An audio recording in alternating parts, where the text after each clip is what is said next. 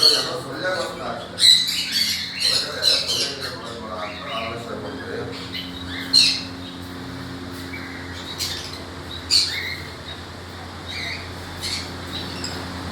ಇವೆಲ್ಲ ಕಲಿಯೋದು ಈಸಿ, ಮತ್ತೆ ಸಿಗೋದು ಕಳ್ಕೊಂಬಿಡೋದು ಈಸಿ. ಒಂದು ಸೆಕೆಂಡ್ ಈಸಿ ಹೋದ್ರೆ ಹೋಯ್ತು ಬಂದು ಮತ್ತೆ ಹಿಡಿಯೋಕ್ಕೂ ಆಗಲ್ಲ. ಅದಕ್ಕೂ ಪಾಪ ಹೊಡೆಯೋದು ನಾವು ಇಲ್ಲಿಂದ ಒಂದು 10 ಅಡಿ 20 ಅಡಿ ದೂರ ಹೋಗಷ್ಟು ಒಂದು ಗಾಡಿ ಹೋಗತ್ತೆ.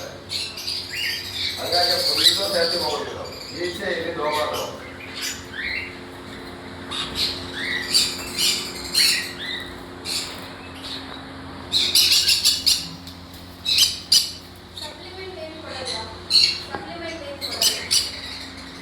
ಸಪ್ಲಿಮೆಂಟ್ ಅಂದ್ರೆ ಇದೆ. ನಾವು ಕಾಲಿಗೆ ಒಂದು ಸ್ವಲ್ಪ ಮೊಟ್ಟೆ ಹಾಕೊಡ್ತೀವಿ. ಇದು ಆಕ್ಚುಲಿ ಖಾಲಿ ಆಗಿದೆ. ಇದೊಂದು ಸೀಡ್ ಮಿಕ್ಸ್ ಹಾಕ್ತೀವಿ. ಇದರಲ್ಲೇ ಸ್ವಲ್ಪ ಬಾದಾಮಿ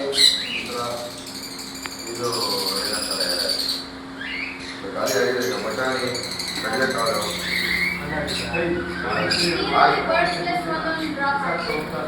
ಹಾಕ್ಬೋದು.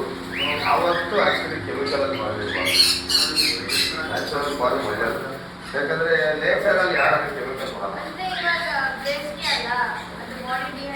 ನಾವು ಸ್ವಲ್ಪ ಹಿಂಗೆ ಎಲೆಕ್ಟ್ರಲ್ ಹಾಕೊಂಡ್ಬಿಡ್ತೀವಿ. ವಾರಕ್ಕೆ ಒಂದು ದಿವಸ ಈ ಪುಡಿ ಹಾಕೊಟ್ಬಿಟ್ರೆ ಸ್ವಲ್ಪ ಡಿಹೈಡ್ರೇಷನ್, ORS ಅವೆಲ್ಲ ಇದೇ ಮೆಡಿಸಿನ್. ನಾವು ಆಲ್ಮಂಡ್ ಎಸೋದು ಹಾಕಲ್ಲ, ನಮ್ಮ ಬಾಯಿ ಒಳಗೂ ಯಾವುದು ಹಾಕ್ತಾರೆ. ಅದಕ್ಕೆ ಬೇವಿನ ಸೊಪ್ಪು ಬಿಟ್ಟರೆ ಅದೇ ಆಲ್ಮಂಡ್ ಎಸೋದು.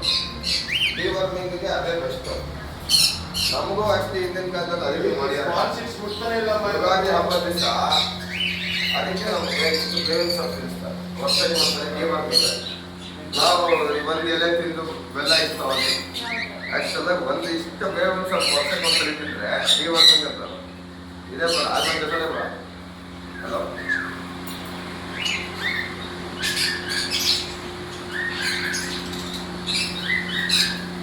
ಮೇಜರ್ ಅದಕ್ಕೆ ಫ್ರೂಟ್ಸು ವೆಜಿಟೇಬಲ್ಸ್ ಅದು ಮೇನ್ ಫೀಡ್.